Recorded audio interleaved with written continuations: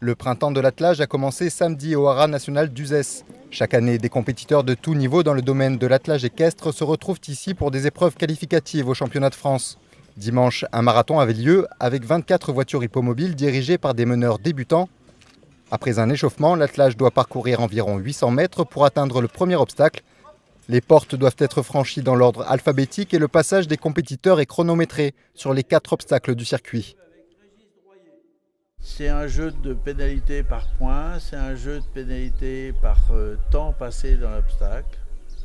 C'est une notion de stratégie parce que chacun fait en fonction de son type de cheval, son type d'attelage, en fonction de ses ambitions. Est-ce qu'il a prévu de faire tout court, tout lent, ou bien très long, plus vite? Et c'est dans ce sens-là où en fait il faut comprendre qu'on organise un spectacle. Les meneurs présents sur ce marathon sont de tout âge. Parmi eux, Laetitia Baron, 28 ans, arbore la tenue des haras nationaux car elle est formatrice sur le site d'Uzès.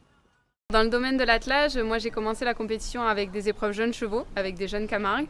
Ensuite j'ai fait une année en amateur 1 avec l'un d'eux. Et depuis l'année dernière, j'ai passé un DE dressage, donc je me suis concentrée un peu plus sur les chevaux de sang. Et le cheval que je présente, c'est un cheval que je fais de la compétition et montée et attelée avec. L'année dernière, on a fait quelques sorties en amateur 1 et là, cette année, on se tente à l'amateur élite. Vous avez des objectifs pour cette année ? Cette année, c'est de voir un petit peu comment ça va se passer en amateur élite, voir si on a le potentiel tous les deux et si on a le potentiel, pourquoi pas essayer de dérouler une épreuve internationale. À bord de cette voiture hippomobile, l'athlète de haut niveau Benjamin Ayot transmet son savoir-faire à Nuno, son fils de 10 ans.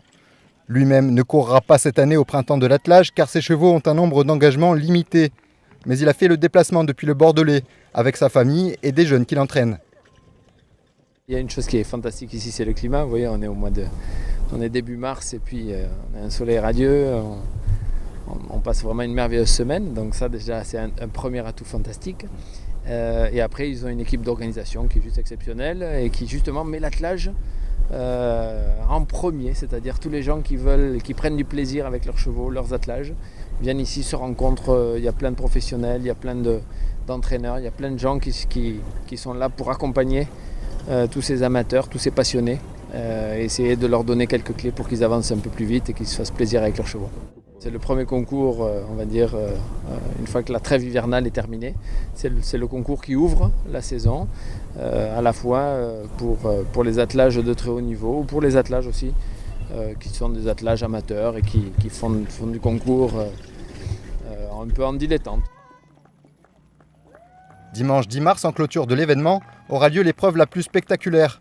Un marathon d'attelage à 4 chevaux mené par des compétiteurs de haut niveau. Ce jour-là, des explications seront fournies au public pour qu'ils comprennent les subtilités de la discipline. Jeudi, vendredi et samedi, des épreuves de dressage et de maniabilité sont prévues. Le public peut aussi faire un détour à l'espace restauration pour voir une exposition de peinture par Sandra Frus.